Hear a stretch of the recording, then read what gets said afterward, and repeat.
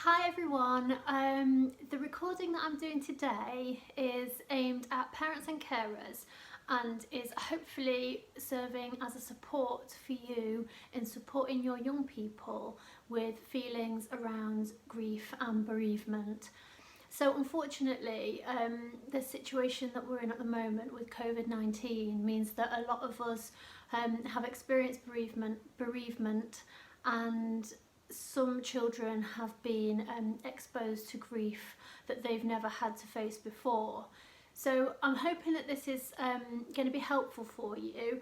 There is plenty of support out there. There are plenty of forums on the internet, and there's plenty of advice from really reputable organisations that specialise in bereavement. So I encourage you to look around as much as you can and find some really good support.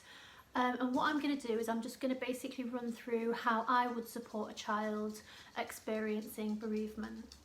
So I'm first of all going to go through some of the behaviours that you might see from your children if they've been exposed to grief. And it varies from every person, from child to child. So some of you might be seeing a lot of angry outbursts, you might see clingy, crying, insecurity that you've maybe not seen in your child before. They might be worried about something happening to you. They might have an intense obsession with death if they've been exposed to it recently. Some of your children might become very quiet, and some of your children might be experiencing temper flare-ups and anger that you've not seen before, or you might find that it's exacerbated an anger problem that your child had already experienced. Incidentally, if your child is struggling with their anger at the moment, the videos that I've done, I think they're numbers 16, 17 and 20, focus on anger and how to support your children with that. So that might be worth a watch and support them in processing their grief that way. You might also notice that your child is displaying behaviours that are typical for children a lot younger than their years. So it might look like they've regressed. You might see bedwetting, they might start sucking their thumb, they might start acting or talking in a younger voice, and often that's just their way of dealing with what's happening, and it's their way of saying, I don't know how to process this, and I don't know how to express myself. Because children often do express through their behaviour, I think it's probably more important than ever, if your child's experienced a bereavement, that you just be really mindful of their behaviour and accept that that's probably their way of expressing and telling you how they really feel. Video number 16 talks about supporting your children through difficult emotions, so that's probably, hopefully, that will be useful for you to watch as well. Apparently children under the age of 6 really struggle to understand the permanence of death. They so if you have a young child and you've explained that somebody has died, don't be surprised if they ask a few days later, when is Nana coming home, or when are we going to see Grandad, or whoever it is that has died.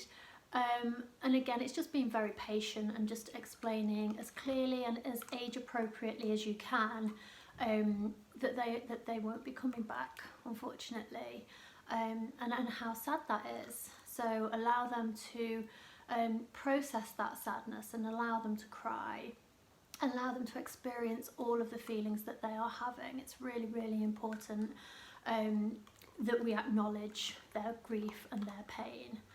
And as with any bereavement, at any age, there is no right or wrong way to process it, and there's no amount of time that grief will last for one particular person, from one particular person to another. So it's very important that we're just very gentle with our children. It's very difficult when we are processing our own grief to support somebody else, but it's also vital for children to have a support figure, to have an adult that they see as modelling an approach to grief that will help them feel secure. So obviously, you know, if you've lost somebody yourself, you will be processing your own emotions. You will be very, very, very sad. And obviously, as adults, we need to cry as well. So it's modelling to our children that yes, we are very, very sad, but we're working through this, and you know, in time we will feel better. Being there for your child, so making sure that if your child wants to talk, that you are there to listen and kind of keep the focus on their emotions, and hopefully find time for you as well to process your feelings and talk about your feelings to somebody, but have that space for your child so that if they need to, they can talk about how they're feeling, and the focus is at that point all about them. If your child is showing emotions that are quite complex, and if they're showing behaviours that are quite challenging, all of the activities on my videos work towards processing that. And when I work with children who've experienced bereavement, I will do all of the activities that I've talked through with them. And when you do those, it enables them to process subconscious feelings that they can't put into words, no matter what they are. So grief is probably one of the most powerful emotions that a human can experience. But if they are given space to be creative and to express their feelings, then it can be very effective. And it's accepting that there is no there's no end point that we're working towards. We are just processing, and we are allowing the child to process, your child to process in the time that they need to do that. I've written down some strategies that can support. Like I've said, a lot of the activities that I've already recorded for you guys are really beneficial for processing emotions, especially really deep, complex emotions. Talking, as I've already said, and having a space to talk is so vital, so that children feel like they're being listened to and that they are not weird. You know, it's not unusual for them to be having these really, really complex emotions.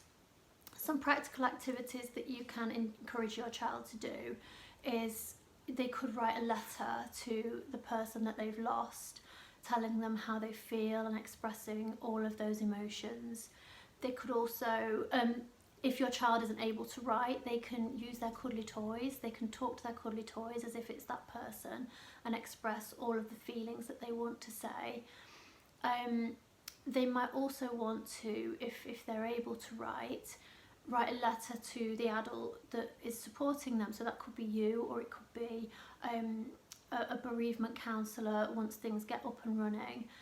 Just saying everything that they want to say about how they feel, leaving no feeling unsaid if they're able to, and then giving the letter to the adult and allowing you to read it in your own space so that they feel like they can offload in that way. Keeping a diary, a journal is also a really effective way for children to just process their thoughts, and that can be done for children who are not yet able to write. So I think I've said before in my other videos, if children haven't yet learned how to write, they know what every child, when they're little and they're not yet able to write, they will pretend they're writing. So they will do their squiggles and they might know a few letters.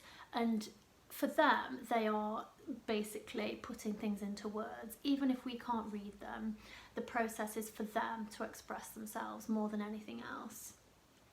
You can make up a song or a poem for the person that you've lost, a memory box, a scrapbook. All of those things are lovely ways of just acknowledging how much the person that you and your children have lost meant to you and still means to you. Enabling them to talk about the person is very vital. So it's important that we don't pretend that everything's fine and that, you know, nothing's happened, because that couldn't be further from the truth, and your children know that.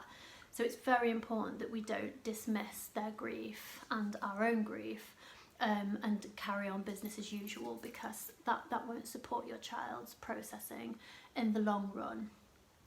Okay, I think I've covered as much as I can. It's such a complex issue, bereavement, and like I've said, there are many helpful forums and websites that are far more experienced in understanding the process than I would be. I have had the opportunity to work with many wonderful young people who are processing their grief, and the approach that I would take is the approach that I've outlined in all of my videos. It's understanding, emotion coaching, supporting children, being available to them, and giving them tools to use their creativity to express how they feel and get the words or get the emotions processed that they are unable to put into words consciously. I hope that's been useful for you, and I feel so deeply for any of you that have experienced the loss of a loved one in this difficult time. And I probably don't know some of you, but know that I am sending out lots of positive love to you. And I hope that you find some way to process your feelings and find some peace eventually. Thank you, and I will catch you later.